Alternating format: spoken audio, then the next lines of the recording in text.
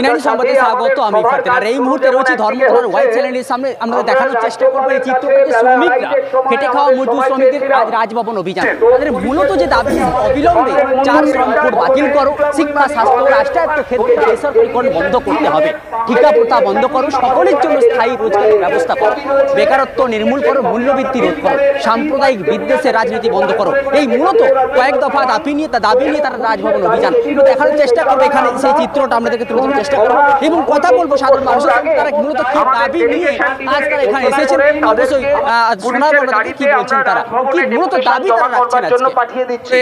পুঁজিপতিদের, মালিকদের যে অত্যাচার, সেটা যে কোনো সময়ের আক্রমণের থেকে মারাত্মক জায়গায় গিয়ে পৌঁছেছে। শ্রমিকদেরকে বাস্তবত কৃতদাসে পরিণত করা হচ্ছে।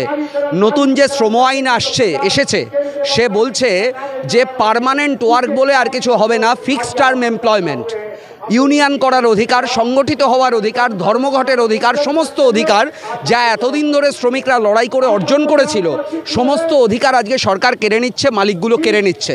আর তার বিরুদ্ধে কিছু কেন্দ্রীয় ট্রেড ইউনিয়ন তারা হয়তো কিছু লোক দেখানো আন্দোলন করে, কিন্তু বাস্তবে কোনো দৃঢ় সংগ্রাম যেমন দিল্লিতে কৃষকরা লড়েছিলেন তেমন লড়াই আমরা দেখতে পাচ্ছি না। এই অবস্থায় দাঁড়িয়ে দেশের প্রায় 20টা শ্রমিক সংগঠন মিলে আমরা মাসা মজদুর অধিকার সংঘর্ষ অভিযান গড়ে তুলেছি এবং আমাদের দিক থেকে গত 2 বছর ধরে এই শ্রম আইন বাতিলের দাবিতে এক লাগাতার আন্দোলন চলছে। তারই ধারাবাহিকতায় আজকে আমরা পশ্চিমবঙ্গের বিভিন্ন প্রান্তের বিভিন্ন ধরনের শ্রমিক, তাতে চা বাগানের শ্রমিক পাহাড় থেকে এসছে, আবার সুন্দরবন থেকে এসছে যারা মিড ডে মিল কর্মী, বিএসএনএলের শ্রমিক কলকাতার, ওএনজিসির শ্রমিক কলকাতার, রিক্সা ইউনিয়নের শ্রমিক কলকাতার, আবার গিগ শ্রমিক কলকাতার, সব রকম মিলিয়ে, আবার কলিয়ারির থেকে এসছে, আসানসোল বর্ধমান থেকে। বিভিন্ন ধরনের শ্রমিকরা যারা ঠিকা প্রথার বিরুদ্ধে, যারা স্থায়ী কাজের দাবিতে বেসরকারীকরণের বিরুদ্ধে আওয়াজ তুলছে, আজকে সেই সমস্ত সংগঠনগুলো মিলিতভাবে মৌলালি মোড় থেকে মিছিল করে আমরা এসছি ধর্মতলায়। আমাদের ডেলিগেশন টিম গেছে এখন রাজভবনে কথা বলতে রাজ্যপালের সাথে।